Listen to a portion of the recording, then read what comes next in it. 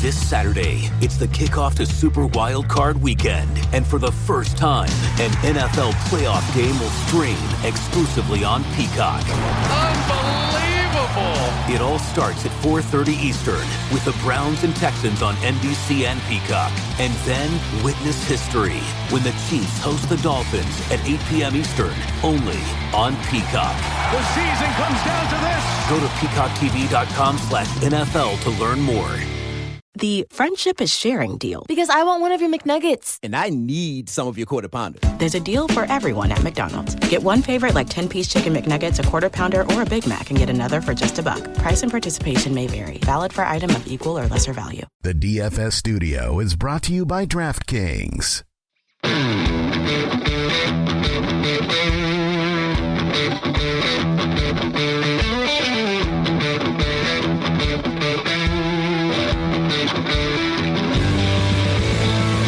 Welcome to the Fantasy Footballers DFS and Betting Podcast with your hosts, Kyle Borganoni and Matthew Betz.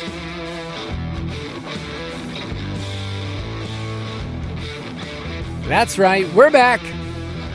Fantasy Footballers DFS and Betting Podcast. I'm your host, Kyle Borganoni, and I am joined, as always, by Matthew Super Wild Card Weekend Betz. It is super that there's 6 games, but I'm mad, dude. I'm mad at the sponsor of this studio. I'm mad at DraftKings.com. I'm mad at FanDuel. Dude, the 6-game slate, I'm upset. The 6-game slate is the slate. I mean, it's the most action. It's better for us as players. It's just more fun, more ways to get different. And they said, no. We need our money. We need you guys to enter a main slate on Saturday and a main slate on Sunday. So they've decided to give most of the action to the 2-game slate Saturday, the 3-game slate Sunday. Not as good for us as DFS players, so I'm a little upset about that, but plenty of action this weekend. It should be a lot of fun. Yeah, it's a bit complicated, and I mean we're talking about fake football, so it's not that like big of a deal, but it is a big deal when every single week when we talk about the main slate. The reason why we do is because it gives the widest entries for people to be able to get in, and for us to give advice to say, hey, here's how you can approach this. This week, we have to talk about it as Saturday as its own thing, Sunday as its own thing, and then kind of give people some strategy to say, here's how you combine it. Like, I feel like I have to cover about 5 different bases, and oh, by the way, the Eagles play on Monday night. Yeah, that's the thing. Is like there's some guys on the slate that like on a 2-game slate, you're like, oh, man, what a great play. Like I definitely could be into that. But on a 6-game slate, you're like, man, that guy's not making my player pool. So the context, I think, is really important. The roster percentages are going to be out of whack. I'm already telling you, Kyle, we're going to get at least like 5 or 6 support questions. Like the roster percentage looks wrong this weekend, probably because the player IDs are messed up. I mean, it's a mess. But we're here for you guys. We'll get through it together, and hopefully we'll win some money. Yes, in the DFS pass, which, I mean, I feel like we need to like sound an alarm. We need to do something because corporate stepped in. HR had a big meeting. They were talking about, sales numbers from last year and everything else. And they just said, you know what? Here's how we can make more money. Let's make this free. What the heck, man? Were you in on that board meeting? No, I found out, I was listening to this episode of a podcast I like. It's called the Fantasy Footballers. And I just heard it through the airwaves. So I found out in real time, just like everyone else did. And I'm offended. I'll be honest. Guys, the DFS pass is like a child. It's a brother. It's super special to Betz and I. It's what we pour our blood, sweat, and tears since May. I mean, this is what we've been doing for months on end, and then corporate steps in. Some guys named Andy, Mike, and Jason, they say, you know what? Let's make sure that people can get access to this during the playoffs for free. So if you're one of those special people that said, hey, you know what? The $17, I didn't want to pay that, but I can pay $0. I can tell my spouse or my significant other and say, hey, $0 is going to make me a ton of other dollars. You can do that at dfspass.com. I'd give you a promo code, but it doesn't work on free. You use the code DFS pod and you actually get money back. Please do. Please. Oh my gosh, that'd be hilarious if that's how we worked it in the system. Oh man, we owe you 10% of this. In all seriousness, this is a chance for you out there if you're like, hey, I've kind of played DraftKings my season's over, best ball, you lost a lot of money, whatever it is, you can jump in with us. We give all of our picks. I just finished a pace of play article that was one of the longest of the year. Usually I preview about 3 or 4 games. This one is all 6 of them, how I'd stack them up, how the field's going to do it, and some of the advanced matchup stuff. We're going to have our DraftKings picks, our FanDuel picks, and then our best plays article is going to be jam-packed this week because we have to cover all the different slates. So dfspass.com if you want to be a part of that. And then one more shout out, I think we have this week and next week. I think that's it, but footclanvote.com if you want to vote for this podcast for the best fantasy and sports betting podcast. If you're one of those people that said, oh, I've already done that, then we salute you. We love you. If you haven't done it yet, what are you doing? You know? Just help us out, man. Kyle needs it. I need it. Corporate told us if we don't win this award, the show is over. So it's on you guys at this point. Yeah, I mean, DFS Pass isn't bringing in any more money, I'll tell you that. Legitimately, it's not. It legitimately is. No. When we looked at, we can see behind the scenes people that sign up are like, oh, so like that's $0. Oh, that's like a couple hundred more people today. Oh, $0. That's okay. It's all right. We're going to be fine. DFSpass.com, footclanvote.com. We appreciate you sticking with us. And yes, we're only at 1 episode per week. It's the off season, but maybe this is just me. I feel like the action on the Discord has picked up over the last couple of days. Is that just me? Oh, no, I've seen the same. I mean, people are getting excited. They're ready for playoff DFS, and I can't blame them. I love Wild Card Weekend. 6 games to talk about. I mean, half of them are going to be played in a blizzard or something like that. So this is going to be crazy, man. People are excited, and the Discord is always, I think a good added benefit to the DFS Pass.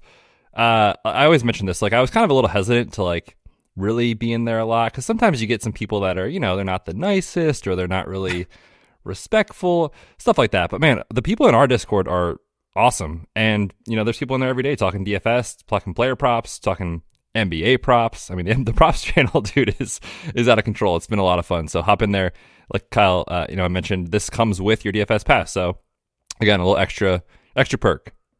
Yes, and I've been doing this thing in the morning where I get up in the morning, do my routine, kids get off to school, and then I post early in the morning. I have this little drop in the Discord channel where I drop some NBA props that I'm kind of thinking about taking. That's been pretty fun last week or so. So yeah, make sure you get in on that. Before we talk about how we want to stack these games, because that's what Betz are going to do, talk about all of these games this week, salaries, construction, this episode's going to be jam-packed. Any overarching thoughts of these games? So Saturday games is Cleveland at the Houston Texans, the 44.5 over-under. The Dolphins at the Chiefs, and that one's at 44. I could see that total dropping as well. On Sunday, it's Steelers at the Bills, 35.5 the total is at now. That's gross. We have Packers at the Cowboys. That's at 50.5. The Rams at the Lions, which is going to be an awesome game, 51.5. And then on Monday, your Eagles play the Buccaneers. They are 3-point road favorites. So any overarching thoughts on this slate? And it's a small slate, so we can't use the same principles we've used in the past. Yeah, I think, just kind of talking about overarching strategy before we get into any player takes or prices or any of that stuff. If you haven't played a lot of the small slates that are, 2 games or 3 games, it really is just so different than a 10-game main slate where, you have a huge player pool. You can pick and choose your spots. You have plenty of games that you can get into. Obviously, the player pool is limited. You're going to see running backs that are rostered at 70%. And that's just kind of the nature of the slate. Like on Saturday, there's probably 6 at most running backs you can even play. So obviously the roster percentages get elevated, and it becomes to me more of a game theory game that we're playing rather than trying to get these, really strong player takes and football takes in there, because you are looking for leverage spots and the ways that you can create leverage to win in tournaments. There's a few ideas I have. One is leaving salary on the table, which we would almost never do on a full main slate where you have so many players in your pool.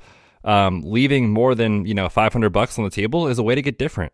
The other thing is just trying to find price point pivots. We talk about that on regular main slates too. But the final thing is, I almost kind of treat this like Showdown, where there's a lot of variance.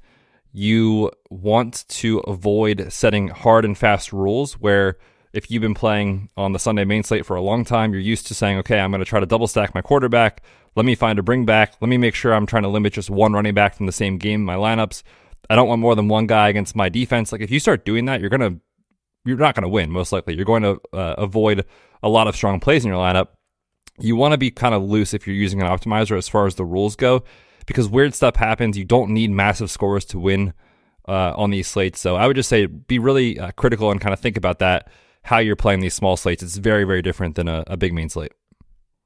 Keep in mind that there are certain pockets of salaries where we're used to playing players, like I feel like 5,500, 5,000, like there's always wide receivers in that range in cash that we'd be like, oh, that's a great play. I feel like there's players that can just straight up airball this week in the 5K range. It's like Gabe Davis, George Pickens, Deontay Johnson, Romeo Dobbs. It's like I used to be able to just look at the slate and go, oh, well, here's the players, here's the targets. I can fit them in. Also, a big point is that Betz and I will be talking this entire episode about tournament play mostly. Okay, so cash is not something that we really like to do in small slates. On Thanksgiving, if you rode with us then, we didn't really talk about cash. There's just so much variance. And I went back last year in the playoffs, Wild Card Weekend. Do you know who the quarterback one was, Betz, in Wild Card Weekend? I totally forgot. Honestly, I'm trying to even remember who played on Wild Card Weekend, so I have no idea. By the way, I spring this stuff on you all the time, like you're supposed to know. Like I had no idea. I look like an idiot. Thanks a lot. Yeah, no, I sound really smart, but it really means I looked it up before. It was Daniel Jones. Of course it was. The wide receiver one was DK Metcalf on the road in San Francisco, and I looked up his roster percentage in some big tournaments. He's played under 5%. So my point is that there's variance. And so in cash, that's something usually we want to stay away from. We just go for the high floor players, play the best plays. So when we talk about the best plays and when they're published in the DFS pass, they're the best plays based on the slate, not so much here's how we'd play them in a cash environment. So any last thoughts about just the cash GPP mindset? Not too much to add. I think you hit on it pretty nicely there. That's what I was kind of talking about when you asked me, like, is there anything that you just kind of give advice about from a higher level standpoint? Is that this is more of a game theory aspect, like you said, kind of like the DK Metcalf play of last year. I also remember on that slate, now that we're talking about it, people were like terrified to play Ken Walker, against that Niners defense. And if you played that Saturday slate, Ken Walker, I think, was in the optimal because he scored a touchdown. Like, it doesn't take that much to end up in the optimal lineup when the slate is so small. So I think it's a really good point. Yeah, when you look at certain matchups, you just kind of faded away for certain players. We've always kind of done that with wide receivers, like top-end wide receivers. You can say this all day, but they're good for a reason, and they can beat really good defenses. In the same way, someone getting in the end zone, like a Kareem Hunt this weekend, it's not hard for him to fall in the end zone. I forgot. He had 9 rushing touchdowns this year. And like That's 20 yards wild. a game. It is just wild to think that he was that important of a player for fantasy. So we'll be talking about all that. Let's talk about these games. Stack Attack. First game we're going to talk about is the Saturday slate. So we'll talk about the 2 Saturday games and then talk about construction, roster percentage, and then we'll move to the Sunday games. But the first one, Cleveland Browns at the Houston Texans. The DraftKings Sportsbook line is Cleveland -3. The over-under is at 44.5. And we saw this matchup a couple of weeks ago, right? In week 16, fantasy semifinals, if you're playing your home leagues, wherever you're playing, that was the Amari Cooper game where he went bonkers. Joe Flacco was the quarterback one. The only problem was that was a Case Keenum game. So we can't just use that game as the template and say, oh, well, that's what happened. This is what's going to happen again. It does at least give me a picture of what works against these defenses because honestly, the Texans are a weird team. Before the year, you would say they were the premier team to run the ball against. And they've kind of morphed in this team that can stop the run, and they're terrible against outside wide receivers. And that's kind of been the MO for Cleveland recently. It's been let Joe Flacco cook. Let's throw the ball. They're not running the ball the way they used to at the beginning of the year with Deshaun Watson and everybody else. So I feel like this game sets up really well for the strength of the Browns in that they're letting Joe Flacco throw and their defense creates a lot of pressure. So there's a reason that the Browns are road favorites in this game. So my early take is that I like the Browns side from just a football perspective, it makes sense to me why they're working. But when you factor in salaries and stuff, I think they're cheap, relatively speaking. Yeah, they are, especially on this 2-game slate. And if you kind of just run the optimizer and see like what does it spit out at you as far as the quote unquote best plays in this game, it is a lot of Cleveland Browns, man. I mean, it's Joe Flacco, it's Amari Cooper, it's David Njoku, Drum Ford sneaks in there sometimes. Like, this is going to be chalk city when you think about not only just the math of kind of the game, and it's in a dome compared to the freezer that's going to be, in Kansas City. It all kind of lines up. So my fear is that if you do play the Joe Flacco stuff, which I'm not saying don't, it's obviously a great spot against Houston. We saw him have a huge game in this matchup last time. Amari Cooper looks like he's going to be good to go. So it all kind of lines up. Just make sure if you are going to play that stack, especially like the Flacco, Amari, David Njoku, that you're looking at other spots, whether it's on the Houston side or in the Kansas City, Miami game, to either get a different roster build construction, like a different price point kind of pivot, or just a lower rostered guy. And obviously you can use the roster percentage to help you do that. So that's my only concern. Obviously it's an incredible spot. There's really nothing to say. The usage for Amari Cooper and David Njoku has just been unreal since Joe Flacco took over. Yeah, I'm not really messing around with like ancillary pieces here. I feel like this is a game where the best plays are the best plays because they stand out and the team has condensed their targets. So Kareem Hunt on a 2-game slate, sure. If you're playing the full game, if you're playing the full thing, Kareem Hunt's just like out. He's not even like in my player pool because you need him to get in the box and you need him to really get in the box twice. And I just can't see that happen. But Jerome Ford, I'm including him as a pass catcher, especially on DraftKings. He's seeing 3.8 targets per game with your boy Daddy Flacco. And oh, Daddy! Wow, you went there, huh? Yeah, he's old, dude. He's got 5 kids. He's not that much older than me, though. He's at 38.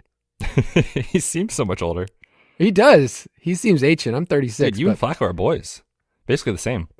Flacco's, he's the hotness right now. I'm a cool. if you're calling me and Flacco boys, not a sentence I thought I would say in 2024. But Jerome Ford, I think you can include in the mix. I think for me, it's a Flacco double stack, knowing that David Njoku is going to be popular. Like the tight ends on the Saturday slate are really hard to figure out because I think people will be flexing Njoku, Schultz, or Kelce. Like I think 2 tight ends are going to end up in a lot of builds because Schultz is cheap enough. So I can't tell anyone to like, don't play Njoku or don't play Schultz or don't play Kelce. But I think from a game theory perspective, they're going to be in a lot of lineups. Yeah, you're going to see, I think, a lot of 2 tight end lineups, which again, just thinking about how you create leverage, how you get different, is trying not to do that. Now, you will sacrifice projection, most likely, because, quite honestly, David Njoku is one of the best plays on the slate for Saturday. He's at 5,600 on DraftKings.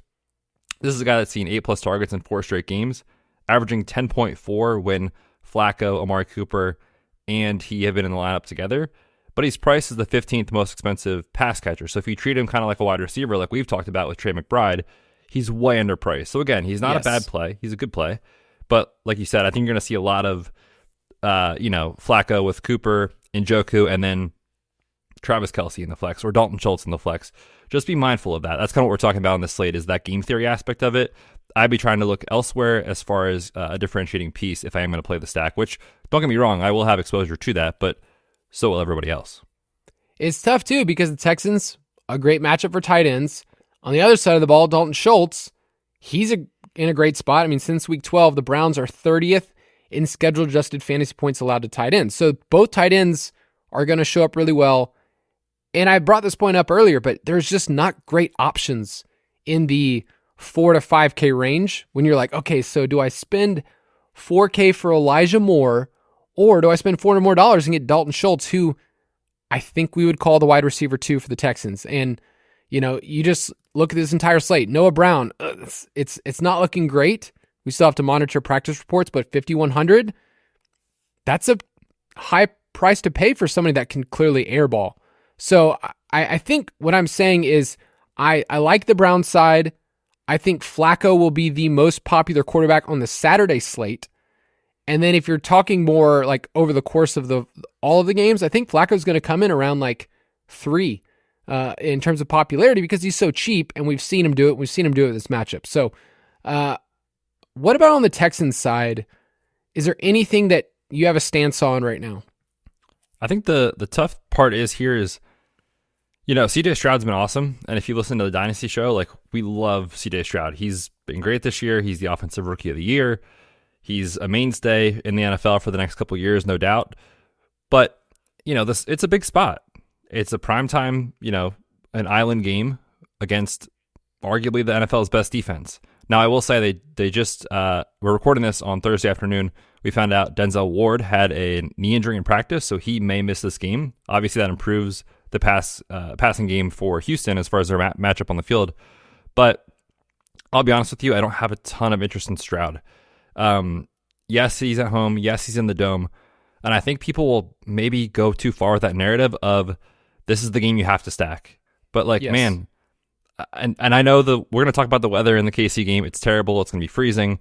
But the line, as of our recording, is basically the same as this game, and that's already baked in. So make sure you're not double counting that when you talk about KC and Miami.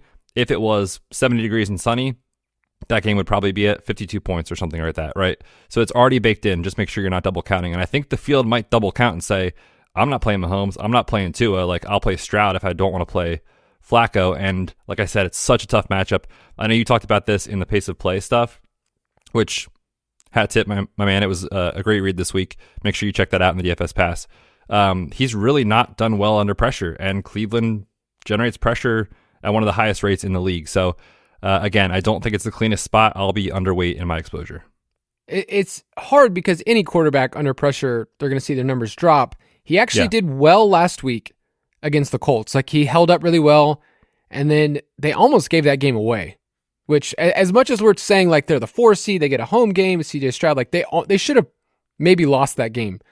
If play calling was different, or if Anthony Richardson was in instead of Gardner. Just puts that ball on Tyler Goodson, or Tyler Goodson makes that catch on the 4th down. Who knows? Yeah. So I'm down on Stroud this week. I think Cleveland just creates a lot of pressure. Myles Garrett, what this team can do. And they rank number 1 in EPA per dropback. So there's just a lot of things to say about the Cleveland defense and why they're in a good spot. Devin Singletary, you don't have to look at Dameon Pierce to me. And I haven't. I never have, and I never will. But he's non-existent. He played as many snaps as you last week, Betz. Me and Dameon together, a combined 0 snaps. He got paid though to not play. That's true. I didn't get paid anything to sit on the couch. I always think that's funny. I used to figure out per game salary numbers. This guy's had, Chase Claypool's had this many catches and he's got paid this much, but then I just stopped caring. But Devin Singletary's the guy. His usage is great. It's still not a great matchup. So any takes on the Texans side, or is it more of I'm playing Nico Collins, Dalton Schultz as a bringback, or Singletary in itself is a good high floor play on this slate?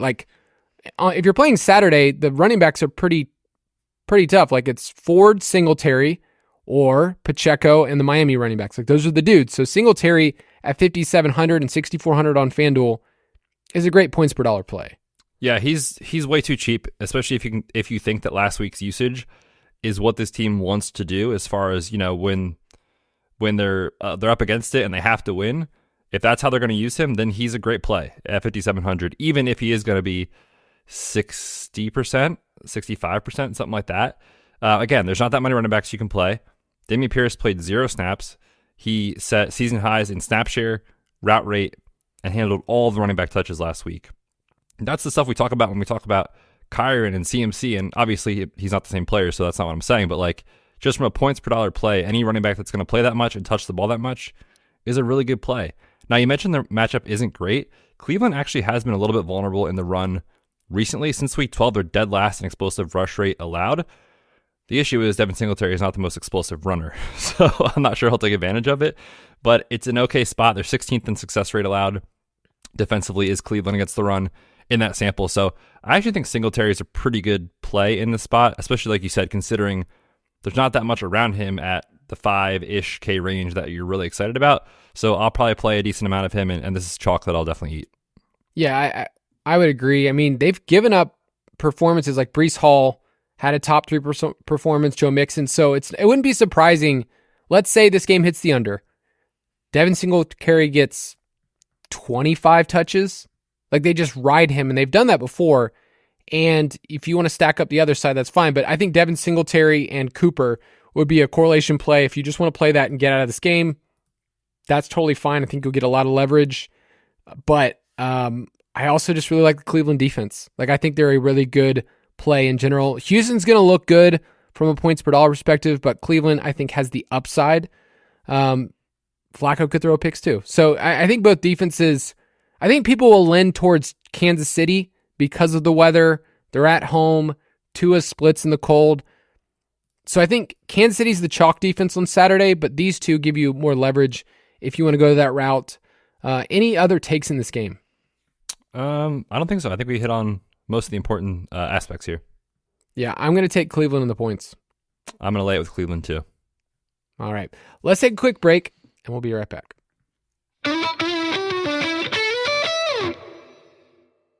This podcast is brought to you by AT&T Fiber with All-Fi. Something tells me that the guy watching sports for 13 hours straight on Sunday, who then stays up watching the recaps of those 13 hours, then calls his friends to talk about it, is definitely going to notice that half-a-second delay. Get AT&T Fiber with All-Fi and watch sports any time of day from anywhere in your house. Live like a gigillionaire. Limited availability in select areas. Go to att.com/hypergig to check eligibility. Coverage may require extenders at additional charge. Okay, we're back. Miami at Kansas City. Kansas City is a 4-point home favorite in the cold. Betz and I did not go to school to be meteorologists, but you're going to see a lot of stuff in your timeline.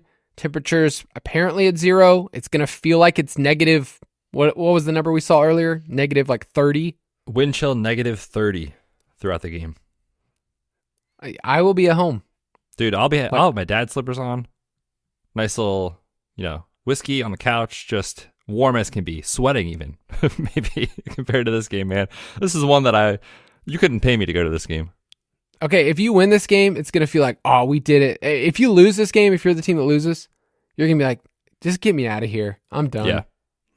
Nope. No fun. I hate this. So we have some great articles on our website about weather.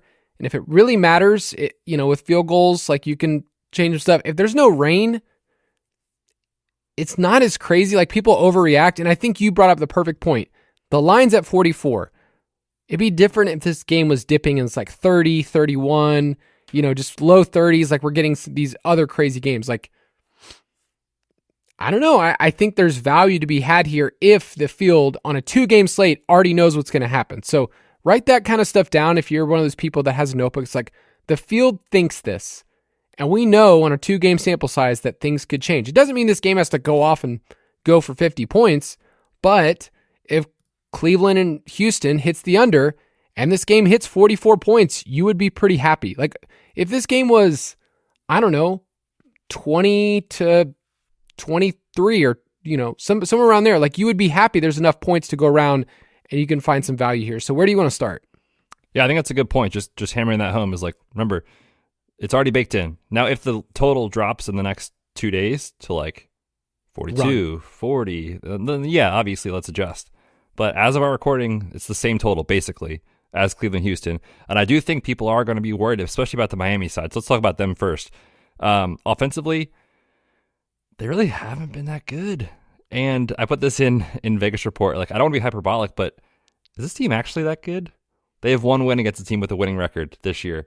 Now, anything can happen on 1-game slate, but the money is pouring in on Kansas City. Early in the week, it was 3, then 3.5, then 4. Now some spots it's 4.5. So I'm not sure where it'll land, but just as a sign, like the general market is way down on Miami. So you're going to get major leverage here on this side. No one wants to play Tua, and I can't really argue with it. The stat that is going thrown around on social media right now is that Tua is 0-4 in games with a 45-degree, at kickoff or under temperature. This is going to be way lower. He's completing just over 55% of his passes with a 4-to-5 touchdown to interception ratio. So he has played usually worse in cold weather games. I also want to point out, and it's not rocket science, this team rolls as Tua goes. When Tua struggles, they lose. When he wins, or when they win, he rolls. In losses, he only averages 223 yards and 1 touchdown. And we've talked about this on the main slate. Like, he really hasn't shown much of a ceiling recently. So I don't know that I'm going to go to Tua a ton in this spot, but I do have interest in his pass catchers. Like, if you're going to give me Tyreek Hill at, 30 to 40%, which on a 2-game slate is not that much, this dude can break the slate on any play, right? So, like, I definitely want to take some shots there. That's where I'm interested. Yeah, we saw these two teams play in week 9, and Tyreek was held in check for the most part. Now, on a 2-game, you would take somebody with 8 catches for 62 yards. Like, 14 points is 14 points on a 2-game slate. It really matters. So I don't want to say like, oh, well, remove Tyreek from consideration because it's Kansas City and it's cold and they're good against wide receiver ones. They don't give up big plays. 8,700 is a cheap price for Tyreek. Like, we haven't paid that price since week 1. So I like that a lot. I like the running backs for Miami. It's tough because you kind of have to pick through them. They're back-to-back in pricing. I think Devon Achane sets up really well for an explosive play in the passing game. And then Mostert, do we know anything about injury stuff with him? So obviously he hasn't played the last 2 weeks. He is trending to play. He's officially questionable, as is Waddle, according to Mike McDaniel. So, I mean, I'd be surprised if those guys sit again. Of course, we'll make sure we're monitoring that stuff ahead of kickoff. But I think Raheem Mostert's back. But, is he really healthy? I mean, last week was a really important game. It wasn't technically a must-win because they were already in the playoffs, but the 2 seed matters in the AFC, right? Obviously, and he couldn't get up for that one. So, I don't know, man. I'm probably not going to play a ton of Mostert. I do have interest in Devon Achane. Like you said, if you're betting on something to happen in this game where we're not really thrilled about the play volume potentially in a literal freezer in this spot, we think Tua might struggle a little bit. Don't you think the best way for Miami to create these explosive plays is with Devon Achane and Tyreek Hill? Maybe that's just way too simplistic of thinking, but that's kind of how I'm approaching Miami in this spot. And, we talked about it. The chalk build is going to be at least Singletary and then probably either Pacheco or Jerome Ford. So if you spend up a little bit on Devon Achane, you're going to get a different build than other people. Everyone's going to play Nico and Amari Cooper and kind of figure it out from there. So again, if you spend up on Tyreek Hill, you get a different build. So that's kind of how I'm thinking about this. You just get so much leverage with those 2 pieces. Yeah, I'm finding that Miami players, because they're being pooped on so much by everybody in roster percentages, just play them. Like, that these players are explosive. It doesn't mean you have to believe in Tua. In fact, like, we've kind of said that a lot. Like, Tua hasn't been necessary really at all. Like, Tua double stacks is something we used to talk about in really plus matchups. This is a bad one. So just soak up the production here, get it as leverage in tournaments on Saturday only. Now, on the full slate, do you feel like they're easier to fade because the full field is just going to be away from them? The full slate's tough, man, because, and we'll talk about the spot for CeeDee Lamb and Amon-Ra, it is perfect. Like, obviously in a dome, they're both at home, their quarterbacks project well, higher totals, like, it's kind of all there. So on the full slate, I find it tough to get to Tyreek. Whereas, like, on a 2-game slate, if Tyreek gives us 20 points, like, that might be enough to be in the optimal. On the 6-game slate, when you have high ceiling guys like, I mentioned CeeDee Lamb, I mentioned Amon-Ra, Mike Evans on the Monday night game. If AJ Brown is healthy, AJ Brown, like, there's other guys that can beat him. On a small slate like this, there's not that many. So I don't have as much interest on the 6-game slate as I do on the 2-game slate. Let's talk about the Chiefs side. I'm going to start with Pacheco because he's the offense. And it feels so weird to talk about a Patrick Mahomes team where he's not the centerfold, but it's Pacheco, and 6,400. That is a really low price to pay for somebody who's getting this kind of usage. He was rested in week 18, but remember in week 17, he went bonkers. It was against the Bengals, 26 opportunities, 130 yards on the ground, 7 receptions. Guys, that was 50% of the team's targets and rush attempts. That's the highest of his career. So 50% of what they were doing, that's called workload on our website if you want to look at that in the player profiles. But his work percentage was over the top stuff. And to me, he's the RB1 alongside Singletary if you're just looking at points per dollar. In just Saturday, it's very easily Pacheco and Singletary is like above the rest. And at home in the cold. Like, it's just everything says that Pacheco is a good play. Yep, I'm with you, and it's really hard to poke any holes in it, especially considering, like you said, the state of the game where like we do kind of think play volume might not be there, but also like on running backs, it's easier to find a fade when they don't have as great of a pass catching role. Pacheco's probably going to get some work in the passing game too, right? He's shown us those games where he can get 4 or 5 targets in a game. So I find it tough to fade Pacheco. I think he's a pretty good play. I think my favorite part of this game, and maybe it's the contrarian in me, is that I'm finally kind of come around that I like Kelce. Ooh, a lot. Finally. It only took 18 weeks. It's probably taken me 5 years. Let's be honest. So I did some digging. I tweeted this out, but this is the cheapest we have seen Travis Kelce since October 7th of 2018. That's a span of 107 games, and you can count playoff games in that sample size too. So 6,100 bets. Is that tempting for you? I mean, it is. He's now cheaper than Rashee Rice, which he almost never is. He's cheaper than both the Miami running backs. He's cheaper than Pacheco, Amari Cooper, Nico Collins. Kind of makes sense. I get it. Yeah, it's something that I've looked at over and over again. It's like, okay, he hasn't surpassed 16 DraftKings points since week 7. So there's a reason he's this low. But Miami, 31st in schedule adjusted fantasy points allowed to tight ends. It's a really good spot for him. So I kind of like, in a 2-game slate, I like using him as flex. I like using him as leverage on Njoku or Schultz, who are going to be way more popular. It wouldn't shock me if Kelce got 15 DraftKings points, gets in the end zone, and he's an important part of what's going on. So can you stack Mahomes and Kelce on the Saturday slate? Or is that like game environment just doesn't make sense? No, I think you can. I mean, their team total is basically the same as the Browns, literally identical. We talked about the total. It's already baked in. It's massive leverage on Pacheco, who's going to be popular. So, yeah, it makes sense to me. And again, just to hammer home the point, like when you play Kelce, there's so much opportunity cost because usually you're sacrificing a cheaper tight end, and you're like, man, if Kelce doesn't smash, like I'm probably done. On this slate, like you said, if he gives you 15 points and the other 5 to 6K priced guys give you 10, 11, 12, Kelce's important on the slate. So, like, again, you don't need him to be incredible. 5 for 60 and a touchdown is probably enough to land in the optimal lineup. So, just for context, I do think you can stack Mahomes and you can play Kelce, obviously. I'm looking at these other Kansas City wide receivers, like the non-Rashee Rice wide receivers, and, it's like I need Watson to catch a 35-yard bomb. I need MVS to show up. It's just really hard for me to project them for anything more than 1 catch, 2 catches, and they have to get in the end zone. So, yes, in a large field, one of them could do it. Do you have any thoughts on the other boys? Richie James, McCole Hardman, Kadarius Toney? So, this is the thinnest group on this slate, but I think it is important to maybe take some shots here. Now, the reason I say that is because none of these guys are going to be played. And so if you're looking for large field ways to differentiate your lineup, get a lower roster guy. One of these guys has a chance to crack that spot. Now, who is it going to be is the giant question mark. I will say on Kadarius Toney, the Chiefs, when he's missed time since he's been traded to Kansas City, when he's missed 2 or 3 games, he basically hasn't played in his first game back. I went back, dug through the game logs. His snap rates were 18%, saw 0 targets. 6% saw 1 target. 11% of the snaps saw 1 target.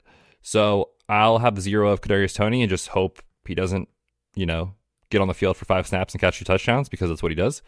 But I think Richie James is kind of interesting as like the gross play of the week. And the reason I say that is because he's been on IR for a little while with a thumb injury. He played in week 18.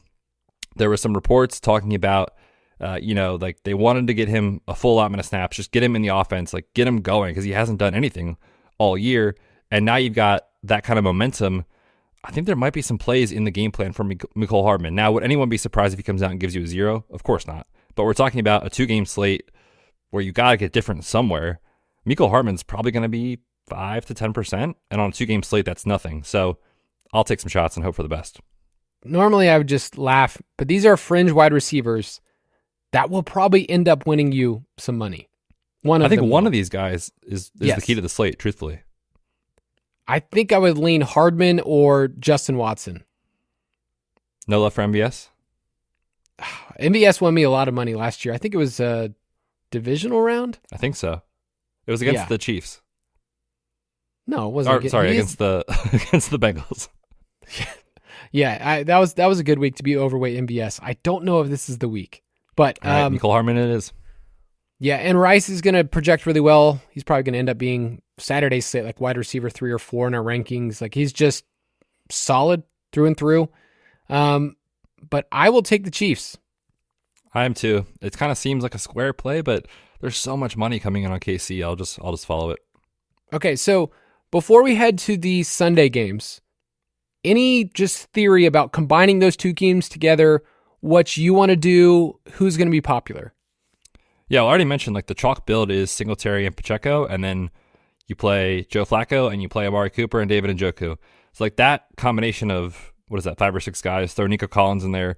Like that's basically your full roster, right? Like the field is going to be so massively duplicated in those guys.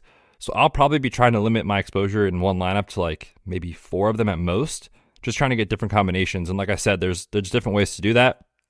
Spend up a little on Devon Achane, spend up at wide receiver on Tyreek Hill. Like those are just kind of a couple examples, but just know like that combination of players, they are good plays, don't get me wrong, but they are going to be so popular that my fear is if you play them in tournaments together, you just won't have any differentiation in your lineup to actually win something meaningful.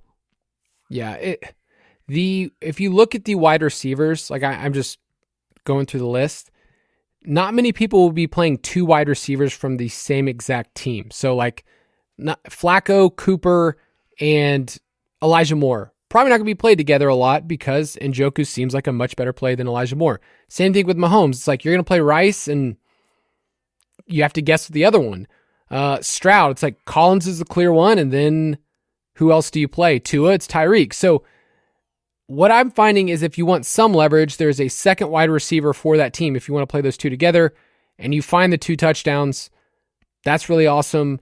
I think Jerome Ford is a really good leverage point on Devin Singletary in the same game. If you want to go that direction and just say, I'm not playing Singletary, but his usage is so good, it's hard to get away. I would say my biggest take is I like Kelce. I think Kelce's a really good play at his price point as a favored team at home in the playoffs. We've seen him do really, really well. So we will have those best plays for Saturday only if you want to go that direction. Let's move to Sunday. First game is Pittsburgh Steelers at the Buffalo Bills. For context, okay, the Bills are 10-point home favorites. The over-under's like 35, 36. It's pretty low, depending on your book. The Steelers' team implied total of 13 is the lowest for third lowest for a playoff team since 2000. So 13 points. We would normally say, Betz, this is a team you stay away from. We do our Tuesday episode. Don't invest in this team. They stink. So I want to start with the Steelers really quickly and say, is anybody worth playing on the Sunday slate? Man, it is rough. And let's put context around why their total is that low. They are traveling to Buffalo. Again, another snow, wind, gross sort of game environment. So that's why. Honestly, I don't think anyone here is crucial to have. I think you could play Najee just because I think the workload is going to be there. And I think if the weather is as bad as it is, they will try to hide Mason Rudolph for as long as they possibly can. But they are 10-point underdogs. So if things go sideways, they get out to a big lead. Buffalo does. Like Najee's going to kind of be stuck holding the bag, I think. I'm interested in Jaylen Warren, though, as a potential pivot. I just think if you're kind of thinking about the way the slate shakes out at the running back position, obviously we'll talk about Kyren, we'll talk about James Cook, Jahmyr Gibbs, like those guys, they're all great. But if you think about the weather situation and kind of how this game likely goes, could we see more dump-offs to Jaylen Warren in a negative game script if they do fall behind? Maybe, right? I think that's possible. So for me, like I don't have a ton of interest in George Pickens, not really on Deontay Johnson. And then I know no one's playing Mason Rudolph, so you will get very good roster percentage, but I'm not playing Mason Rudolph. So I think it's pretty much Jaylen Warren, and that's about it. Yeah, I'm not playing Mason Rudolph. If he beats me, he beats me. Famous words. But yeah, I even thought, should I go back and watch his college tape? And then I said no. So I'm not going to spend time doing that. Seems like a terrible use of your time. I know. Jalen Warren, can I give you a hot stat? Ooh, it's real hot. Please. His targets per out run this year is 28.1%. That ranks 8th among all players. And if you just look at this slate, Betz, if you're just looking at the playoffs, the only ones that are better than him are Tyreek Hill and CeeDee Lamb. That's crazy. I mean, he's being used as a wide receiver on this team. So consider him as a 5,100 wide receiver, 5,600 on FanDuel. I think Jalen Warren is probably my favorite play on that side. I will add a note about George Pickens because Buffalo plays a ton of press coverage. They'll probably put Rasul Douglas on him a lot. And Betz and I kind of ignore cornerback matchups because teams play zone and they travel over the field. It's like, it doesn't really matter. Rasul Douglas is a bigger cornerback. You need to put your hands on Pickens, but Pickens has been awesome against press coverage this year. So we've seen him break some big ones with Mason Rudolph. So for me, Najee is going to get a ton of work. So it's really hard to say don't play Najee in cash type environments. But when we're talking about tournaments, I just think there's lots of other running backs with better ceilings and better game environments. So if Najee gets in the end zone, congrats. I still don't think he ends up being the optimal because he doesn't offer anything in the passing game, which is crazy because that's what he was good at in college. But Steelers, I'm just not that interested other than Warren as a bring back or Pickens as like a dart throw. What about the Buffalo side? Yeah, and again, context. Like on this 3-game slate, there's incredible game environments that we can talk about later that we'll talk about, with Green Bay and Dallas, Detroit, and the Rams. Like, I just don't think you need a ton of Steelers. On the Bills side of things, 10-point home favorites. They've got a 23.5 team implied total. It's pretty decent. If the weather is as bad as it is, I think we could see Josh Allen run a ton. And I think the chalk build right now is like, man, how do you not play Stafford in this revenge game against his old team in the Dome? Or how do you not play Dak, right? Like, I think Josh Allen could kind of go a little bit overlooked in this spot, even if he doesn't have an incredible day throwing. He throws for one, he runs in one or two. Like, you're going to hear from him on the slate, obviously. And we've talked about this in our playoff previews in previous weeks, or previous years rather. Like, quarterbacks do tend to run a little bit more in the postseason. Josh Allen has averaged just over 52 yards on the ground per game in the playoffs in his career. So I think it's a sneaky spot to maybe single stack him and hope he runs. He's been getting a little bit more work as a runner inside the 10-yard line anyway. So if I play him, that's the reason I'd be playing him. All right, I'm going to ask a question, and I need you to prepare yourself. Can I play Josh Allen naked? I was not prepared for that. You sure can. Go ahead. For those that are new, that just means Josh Allen by himself. I guess I just worry about the overall game environment. Let's say Josh Allen runs for 52 yards. He said that's his average. He gets in the end zone one time on the ground, and he throws at least one touchdown. I think he can be a really good quarterback and compete with the others. Now, I want 3 overall touchdowns based on what Dak can do and everything else, but like, there's a scenario where somebody catches a short touchdown, the yardage isn't quite there, but he runs a ton. And on a 3-game slate, like, I think he's more contrarian than anything else.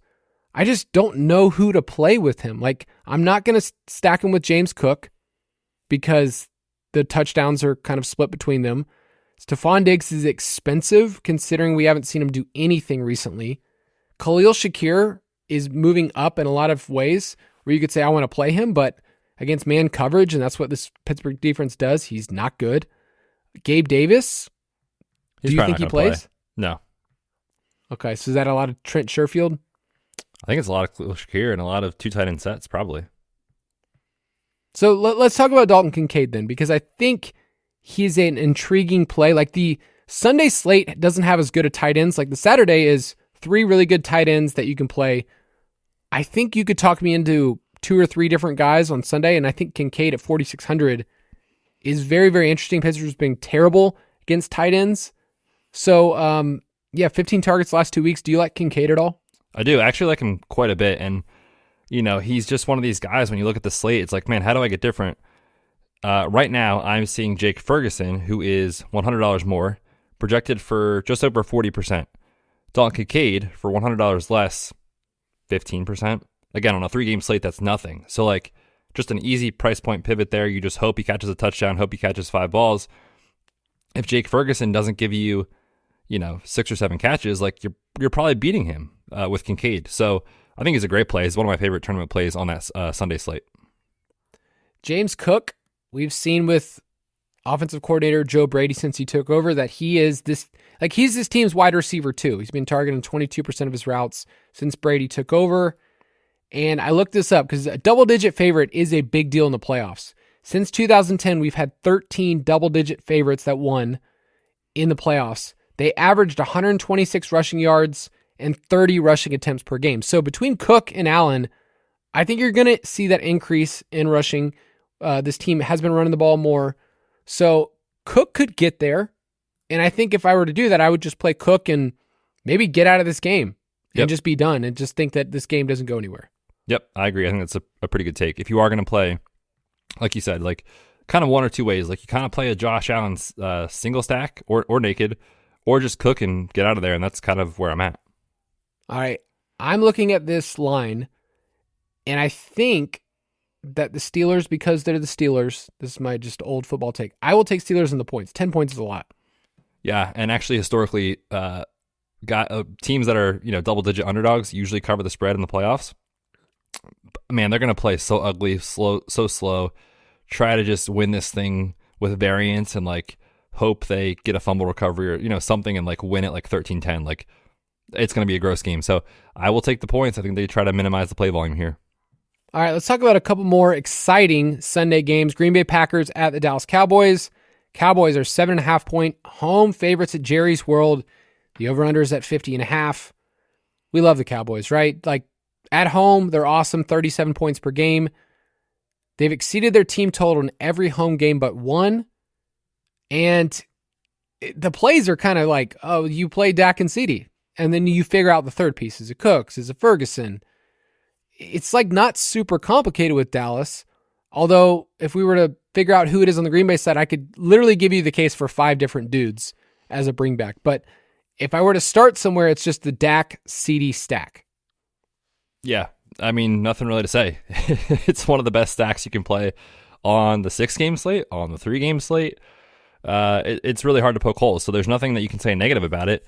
Just know, I think Dak's probably going to be the most popular quarterback play on the Sunday slate, and CeeDee Lamb is going to be the most popular wide receiver play on the slate, unless it's Amon-Ra. Like it's kind of a coin flip. But like again, just know if you are going to play it, you need to look for ways to get different elsewhere. Nothing negative to say about it, though, man. They're at home. Dallas usually rolls. Huge team total. It's the highest on the slate. So Dak projects extremely well. Yeah, Dak's 74 completion rate at home. CeeDee Lamb is our boy. He's any other year, he'd win Offensive Player of the Year. I just need to say that. So mad about that, man. We were right. We were right. The process was right, as he says. Watching the money just leave his account. Do you give any % chance that CeeDee Lamb could win the award? I mean, 5%? Okay. Not really. Okay. So you're telling me there's a chance. Anyway, so Dak double stacks Tony Pollard. Let's talk about Tony because he has been somebody that whenever you wanted to count on old Tony P, it hasn't gone well this year. And yet DraftKings is daring us to play him at 6,100 against a Packers team that you can run the ball on. Like that's what sucks. Like it actually sucks because teams are running on the Packers, the 4th highest rate in the league. Cowboys are a touchdown favorite at home. It's a positive game script. Talk me out of this. We say that every week though, don't we? About Tony Pollard? Yeah, yeah, but I hate it. I hate when I play Tony Pollard. I hate it. Well, that's why you shouldn't play him then. Look, the numbers say he's a good play, but there's a human element to this. Like, if you have faded Tony Pollard when he's been super, super chalky, like last week he was okay. He was like, 70 yards in a rushing score. It's fine. But like on a main slate, that's not going to kill you. On a 3-game slate, that's pretty good. So I get it on Tony Pollard. I just want to lean into Dak here and probably come in underweight on Pollard and just kind of hope that the way Dallas wants to play is aggressive through the air and maybe give Rico Dowdle a little bit more work. He saw a little bit more run last week as well. Part of that was garbage time stuff and week 18 in the playoffs. They're like the 2 seed and whatever. But I don't think Tony Pollard is a slam dunk play on the slate just because Kyron is an awesome price. Jahmyr Gibbs, I think, is a really good play. I think Aaron Jones is a very sneaky play on the other side of this thing. We already talked about James Cook. And when you look at the pricing, Gibbs 6,500 on DraftKings, Aaron Jones 6,300, Tony Pollard's right there at 6,100, James Cook 6,600. So they're kind of all in that spot. So if the field is overconfident in Tony Pollard yet again, I'm going to look elsewhere. I'm just going to say I love Aaron Jones on the slate. He's one of my favorite plays. It sets up really well. Teams are running the ball against Dallas for the last month 59% of the time. So the rush rate's been through the roof. We saw James Cook destroy this team. What was that, 4 weeks ago? Yep. Where they just gave him the rock. Dallas plays a ton of heavy man looks, which means they gamble, giving you some football takes. But they gamble a lot in the passing game. What that does is one missed tackle here. It leaves a lot of stuff open. So I like Aaron Jones a lot. It still baffles me that I can point at some player and say that player's old. I don't want to play him. And then I look at Aaron Jones. I go, he's 29. You should play him. Hey, we don't need him to hold up for a whole season, Kyle. We just need him for 1 week. I know. So I like Aaron Jones a lot as a bring back. I mean, there's 4 Packers wide receivers that you could pretty much say, I might play this person. They could be the guy. Jayden Reed's probably what a lot of people will be playing. But to me, I really like this scenario if the Packers somehow either stay competitive or get an early lead with Aaron Jones, who's been getting an insane amount of work, 3 straight games with 20-plus carries. So Aaron Jones is my favorite bring back right now if I'm looking at the Dallas side stacking up. But let's go to the Packers side. Any takes there? Yeah, just to follow up on Aaron Jones, A.J. Dillon was spotted on Thursday, briefly stretching and then went inside for rehab. He's dealing with a stinger in his neck, missed last week. So if A.J. Dillon is out, the workload projection for Aaron Jones is going to look awesome.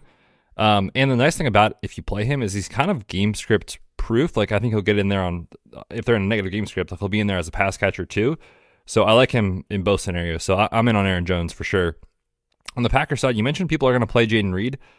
I don't think they are. And it's not just he's a good play, obviously, and what he's done has been awesome as a rookie. But again, just thinking about, you only have so many wide receiver spots you can play. Everyone's playing CD, everyone's playing Amon-Ra St. Brown, and one of Puka or Cooper Kupp because of the matchup. You run out of spots pretty quickly, right? So I think Jayden Reed is a pretty awesome play on the slate for tournaments. What do we do with Christian Watson? I was looking up different splits for this team, and it's on a per route rate basis, all of them, besides Romeo Doubs, have been really good against man coverage. I was oh man, Reed's pretty good. Oh, Aaron Jones, they use him a lot there. Oh, Dontavian Wicks has been good. Wow, Christian Watson's good. And I realized none of these guys end up playing the same time together. Other than Doubs being consistent all the way through, it's been Reed's been banged up. Watson never's on the field. Wicks has been hurt. Bo Melton's now in the mix. Luke Musgrave was hurt. So it's hard for me to get a read on which one of these wide receivers I can have confidence in playing time wise if they're all healthy. So is Watson going to play? I thought he was going to go last week, honestly. I do think he plays, but they've shown us over and over again, similar to the Kadarius Toney thing, when he's coming back from an extended absence, which the dude barely played this year, they don't play him much. So again, he's a very thin play. I get it that you're hoping for one long bomb, but I'm going to bet against that, and he probably won't make my player pool, honestly. Any thoughts on the Wicks, Bo Melton? Bo Melton had a really good week 17. I can't use that information for Wild Card Weekend and say he's a really good play, even at a lower price point. Same thing with Wicks. Wicks had 2 touchdowns, 4,800. It's tempting to want to go there because we don't have a ton of value wide receivers other than Demarcus Robinson, who's going to be chalk. So I want to play these guys if it's in a game environment in the Dome where Jordan Love's going to be throwing a ton, but I can't figure out the playing time. So that I'm kind of feel stuck here. I think that's how the field is going to feel as well. So that makes all these guys interesting kind of dart throws just to get different in your lineup. Like I said, Jayden Reed projects the best. He's 5,700 on DraftKings. I love his role for how they use him and the way they manufacture him touches and all those sort of things. And like I said, not a lot of people are going to play him. on a 3-game slate, he's looking at about 15 to 20% roster percentage. That's cool with me, man. That's a pretty good play. So I don't even think you have to get cute with the Dobbs, Watsons of the world, Dontavian Wicks of the world. I don't think you have to go there, truthfully. So if you want to take a shot, I get it. It's just they don't project very well. Looking at Jordan Love, he's a great price at 6,300. Like, I think he's a good value option. I think he's a high floor player. And I was going back through his game logs, like, what does he need to do, Jordan Love at 6,300, to be better than Dak, better than Josh Allen, better than what we're about to talk about, Stafford and Goff? Like, how does Jordan Love end up being the key to the slate? And it's like, they're more than a touchdown dog in this game. It doesn't look great, but I look back early in the year, they were 8.5-point dogs against Detroit on the road. So a dome game, similar setup. He went for 268-3 and ran for 39 on the ground. That's the type of, stats that you need from him. And I think he's certainly capable of it. He's been awesome. Really, like, over the last 7-8 weeks, like, he's been arguably like MVP level playing and got them in the playoffs. So I don't mind Jordan Love. I think he's an easy double stacking partner, and I include Aaron Jones. So if you really wanted to get contrarian, I think a Jordan Love, Aaron Jones, and then one of the pass catchers is a way you could stack it up and bring CD on the other side is a great way to look at this game. If you think the Dallas touchdowns are spread out, or if you think the Packers surprise, I think there's a lot there. Any other takes on the Packers side? I didn't even mention the tight ends. Man, that's tough. Like I mentioned, the Packers, they're just so conservative with guys in their first game back. So even though Luke Musgrave probably plays, like, is he the guy? Is he on the field enough?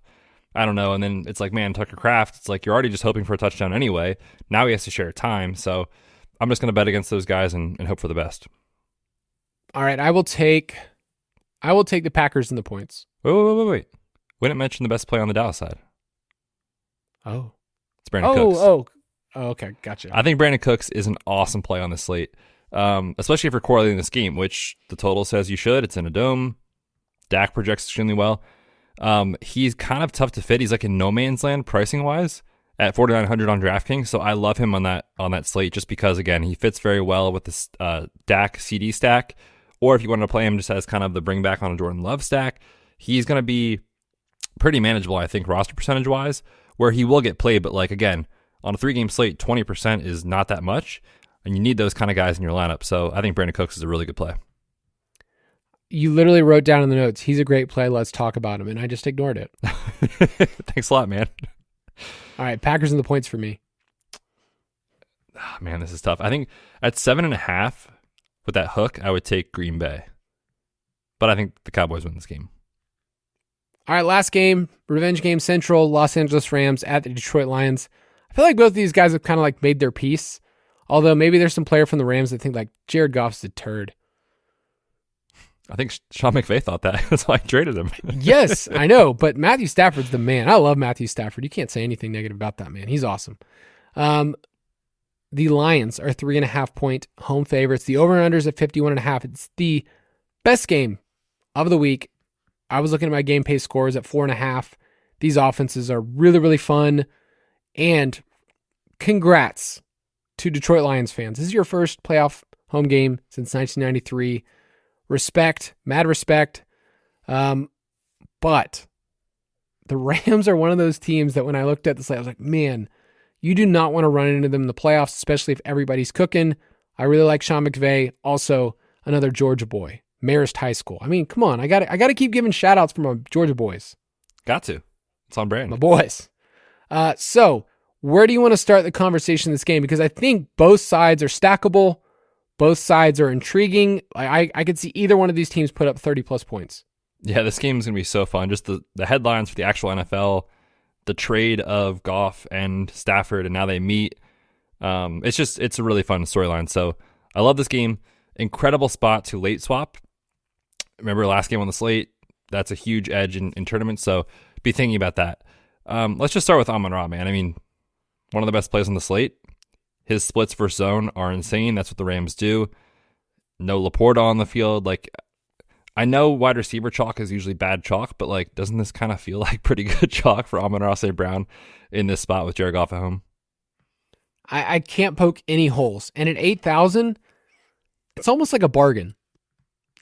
So pause real quick. Do you feel like we get so many players that I'm used to their salary and what they used to be? Like I mentioned the Travis Kelce, I mentioned Tyreek Hill, and I've been used to saying like, oh, well, I used to pay this, so now that I get this price, I can, pay down a little. What a Even deal. CD, I know, CD at 9,000, that sounds playable too. So I feel like Amon-Ra, it's hard not playing him because I feel like 10 targets feels like a must with Laporta out. Jameson Williams is not a player that I feel like super comfortable playing at all. Josh Reynolds is Josh Reynolds. And the only other play I like is Jahmyr Gibbs on the Detroit side. So it's like they feel so solid that Amon-Ra is going to give you the raw points you need in this week. Yep, I'm with you. And again, that matters. Like floor kind of matters on these small slates too. So I think he's really good play, obviously. Let's talk about that secondary piece though for the Lions. Like I think Brock Wright's probably going to play the most for the Lions. I'm not going to play Brock Wright and just hope for the best. Punt tight end of the week. From last year. Yep. But Jameson Williams is due back from an ankle injury. Khalif Raymond probably not going to play. He and Laporta are vacating about a 30% target share in this offense. I think the logical explanation is, we just see Amon-Ra get peppered with targets. I think we see Jahmyr Gibbs have more use in the passing game as an extension of the run game, which you can't really run very much on the Rams anyway. And the field, I think, is going to just assume, okay, Laporta out, JMO in, let's just play him. I know Josh Reynolds isn't the best talent in the world, man, but they're the same exact price, and they don't project that much differently, and he's going to be half the roster percentage. I think he's one of the best tournament plays on the slate.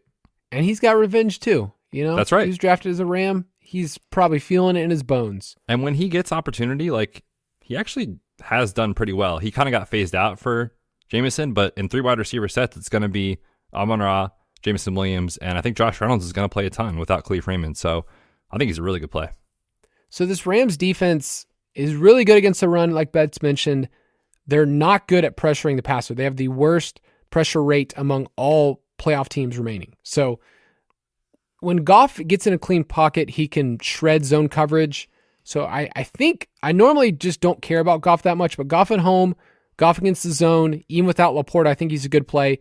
And I really do like Jahmyr Gibbs. His targets per out run against zone coverage this year, 27%. That's pretty solid for any player, but especially a running back. So think of him as the wide receiver 2 for this team instead of Jameson Williams. 6,500, he's a great play. Dave Montgomery, I'm just not that interested. He's got to fall in the box, I think, twice to really make a difference in this game. And I think it's just going to be a back and forth affair. If you thought this game hits the under, I could see you saying David Montgomery's the play and you get out of this game and you move on. But Gibbs and Amon-Ra from that side seem a lot better. Let's go to the Rams. Stafford double stacks is how we would normally play it, and you can include Kyren in that conversation because he is Christian McCaffrey light. And at 7,300, we're getting a gift from DraftKings to play him. Another example, though, where the matchup against the run is terrible. Detroit's been really good against the run all year. So how are you handling Kyren in tournaments? Because despite the matchup, he's going to be a high floor, highly rostered player. Yeah, and we talk about, sometimes matchups matter. Sometimes they're a little overrated.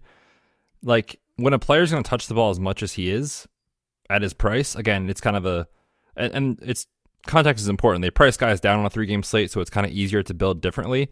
So that's why Kyren is so cheap. But again, like on the main slate just 2 weeks ago, we were playing him at $9K or something, right? So like you're playing him at 7,300 on DraftKings. I get it. Incredible spot, as far as his usage, incredible workload. He's a good play, even in a tough matchup. So I'm in on Kyren. Yeah, the wide receivers for the Rams, like Puka is going to project really well. Kupp is tough to pay that price, like especially on DraftKings, that he is more expensive than Nakua, or Nakua has been targeted on a more frequent basis. But Demarcus Robinson is probably the headline. We'd never say that, but they abandoned him on DraftKings at 3,600. He's going to show up in almost every single optimal, right? Like, would you say that he will be on Sunday the most popular player? Either him or one of the studs, whether it's Amon-Ra or CD, but like they're all going to be in the 45 to 50% range.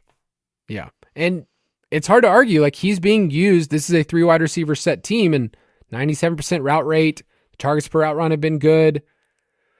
His correlation, I looked this up, with Puka is 0.84 in their last 5 games. It's just 5 games, but like, if you played Stafford double stacks recently, and Robinson was a part of that, Kyron, or Robinson Nakua, those are really good spots. So I think Stafford is a player that, because he doesn't run, you need at least 2 players to bring along with him. And I think Robinson and Nakua, or Robinson and Kyron, are going to be popular ways to do that. Higbee's interesting. I mean, it's not a great tight end slate for Sunday. We mentioned Dalton Kincaid. We like him. Turd Ferguson, he's probably going to be the most popular, but I don't mind Higbee at 3,400. Yeah, it's just a way to get different. I think it's fine. How are you handling DeMarcus Robinson? Because like you said, he's popular, but he's so cheap. And the thing that you didn't even mention is like, this dude is leading the team in end zone targets. So like, it's not like you're just like, oh, I hope he doesn't catch a touchdown. Like, he's been the guy they're looking for when they're throwing inside the 20. So is he a good play at 3,600? Like, if you're playing cash, you should certainly play him. But in a tournament, do you think he's a good fade?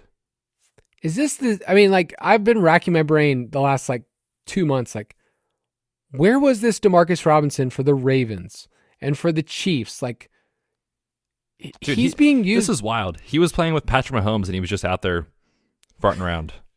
Now he's like the key to the slate. I know. I think he's good chalk at 3,600 against a Detroit team that we've just picked on through the air the entire year. So I can't poke holes in him. At 3,600, what does he have to do to pay off? Yeah, not that much. And that's the issue. The other thing is that, and look, like, any player can fail on any slate, so don't hear what I'm not saying, but just like, man, how does Stafford not at least put up a pretty good to awesome stat line? Like, Nick Mullins has shredded this team twice in the last 3 weeks. The last 8 quarterbacks they faced, Justin Fields twice, Jordan Love, which in hindsight, like, Jordan Love is playing very well, Derek Carr, Russell Wilson, Nick Mullins twice, and Dak. This team is allowing almost 9 yards per pass attempt. Like, they cannot stop anyone through the air. So that's why I think just you're betting on Stafford and he's bringing someone with him. And because he's so cheap, DeMarcus Robinson, I think he's still a pretty good play, even though he's going to be chalky. Yeah, and he's getting those deeper targets. I hate saying that Cooper Kupp, like, you just cringe sometimes when you see the ball put in his hands. You're like, I just don't see him. He can't create the way that he used to. And I cringe in a way where it's like, I know what he is. I know how great he can be. It's kind of like when you see Julio with the ball. It's like, oh man, I know what you were, except for those 2 touchdowns. Eagle great for Julio Jones. Eagle great. Yeah, that's what he's going to retire. That would be such a punch in the face. I would die. We're going to talk about Julio on the showdown slate. Don't you worry. I would just, it would make me cry so much if Julio Jones was like, I'm going to retire and go in the Hall of Fame as an Eagle. His best day is clearly as an Eagle, obviously. All right, give me your Vegas take. Oh man, this game is so tough. I know we don't do this, Kyle. I know we don't take overs on this show on a 50-point total, but I like the over in this spot between Stafford and Jared Goff. Hey, it's the playoffs. You can do whatever you want. I've gone back and forth. My early take was take the Rams 3.5 points because I want to stick it to the Lions. I also think that this matchup sets up really well for Detroit just to like keep humming, and they're at home. They can get after the passer. Like, that's the big thing in this game. Can they get to Matthew Stafford? So I think I'll take the over, and in my heart want the Rams to win. That's where I'll leave it. So yeah, over. I think the Rams are very live to win this game. Like, I think the Laporta injury is low key very important. All right, give me your roster construction thoughts for if you're playing the Sunday only slate. So we just talked about the last 3 games: Pittsburgh, Buffalo, Green Bay, Dallas, Detroit, and the Rams. How would you approach that from a roster construction? Who's going to be popular? I mean, we already mentioned Robinson is going to be the most popular play probably, and then it's going to be at least one of Amon-Ra and CD, if not both. So again, that 3 wide receiver combo is chalk city, so just be mindful of that. The other thing is Jake Ferguson, I think, is going to end up in a ton of optimals, so I'll be trying to not play all 4 of those pieces together if I can help it as far as roster construction. And kind of thinking about that differently as far as how I build there. Throw in Tony Pollard, he's also flooding optimal. So like, man, you're getting a lot of pieces that just make you a little uneasy. So again, just knowing who's going to be popular and kind of how to pivot around it, I think is the key to these small slates. Yeah, I just love the other running backs on this slate that are not named Tony Pollard. Call me crazy, but Jahmyr Gibbs, Kyron Williams, Aaron Jones, James Cook, Jaylen Warren even. I feel like all of those players I will probably play over Tony Pollard if I'm playing the other chalky builds. At defense, people are going to be playing Buffalo, and rightfully so. They even play Pittsburgh because it's just a low total game. Josh Allen, ton of interceptions this year. So I think if you want to gain leverage at defense, you pick one of those other games. So Detroit and the Rams, Dallas can create turnovers. Jordan Love could create, turnovers, and play one of those defenses hoping that you get a score there and not just go with a low scoring game. But we will give you our best plays in the DFS pass. And then the Monday night game, we are not going to preview here because we want to do a special thing in the DFS pass this Monday. We will be putting out a mini article, a showdown article. We're going to be looking at the Eagles-Buccaneers game just as a single game that you can play with us. We'll open up some contests, and we will be going live on Discord at, oh my gosh, I'm going to say it, 2 o'clock Eastern time. 2 Eastern. On Monday. Betz and I, you can see our lovely, lovely faces. If you love our voices and you're like, man, those people must have a face for podcasting, I need to see it. We will go live on Discord and get to talk through the game. We'll walk through it the same way we did the others. And then we will create a showdown lineup that is sure to win a milli if you want to get in on the fun. So yeah, DFSpass.com if you want to be a part of that. Ballers Discord if you want to be a part of that group. And excited to be a part of that. One more segment. Prop it like it's hot. If you want our props, our official props, you can get them in the DFS Pass, DFSpass.com. We put out some props for playoff weekend, Super Wild Card. We're going to keep putting them all throughout the playoffs, including, Super Bowl or the big game props, however you want to call it. That is a really, really fun exercise that you and I do. We build a giant parlay, and we've gotten close, as they say, on like the 8-leggers, but we've done some smaller ones that have hit too in the DFS Pass. But Super Bowl props, basketball props even, if you want some of those all for fun. Props. Yeah. What was my prop that I gave out? By the time they're listening, we will know. This is Dinwiddie's under. Today? You got to fade Dinwiddie. Yeah, it was an under, I think, on his assists, maybe? Yeah, he popped up with an illness today, though. Oh, did he even play? I don't know. I got about to find out. All right, Betz, give me a prop for Wild Card Weekend.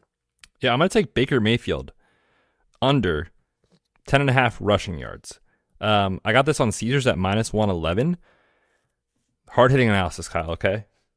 He has not hit this line since week 12. He's been under in 8 of the last 10 games. I don't understand the line personally. Of course, any quarterback can rush for 1 or 2 scrambles and hit their mark. But I'm going to bet against that this week because last week against the Carolina Panthers, Mayfield tweaked his right ankle, limping a bunch on the off and on the field, not looking like himself. So I just don't think it's a great spot to bet on Baker Mayfield here. I think he does not run a lot, just operates as a pocket passer. So I'll take under 10.5. You heard it here, guys. Somebody benefiting off of the injury of somebody else in the most important game of their entire life.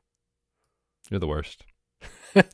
No, what I love about this is I looked at the line when you posted and I was like, oh, under 10.5, that makes sense. And then when you just gave your reasoning and then you throw in an injury analysis, it makes me lean into it more. So I'm just giving you props for sharing something that I didn't know.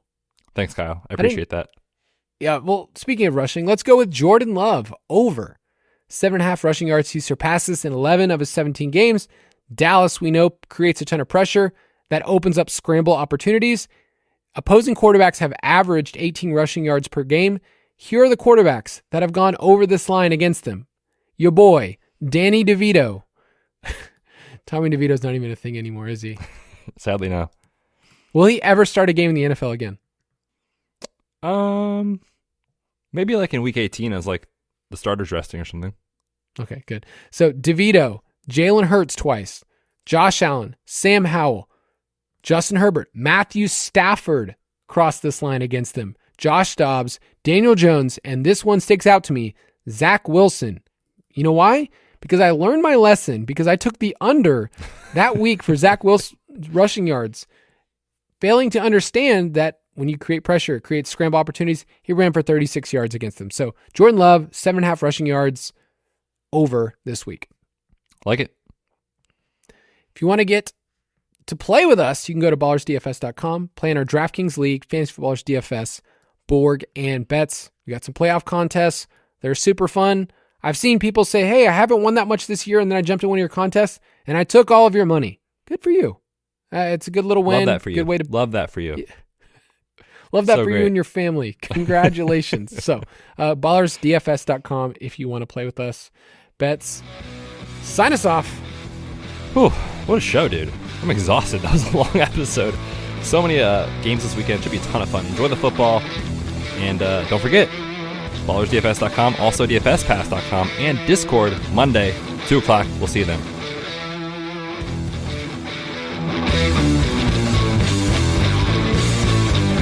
Thank you for listening to another edition of the Fantasy Footballers DFS and Betting Podcast. Don't forget to visit us on the web at thefantasyfootballers.com.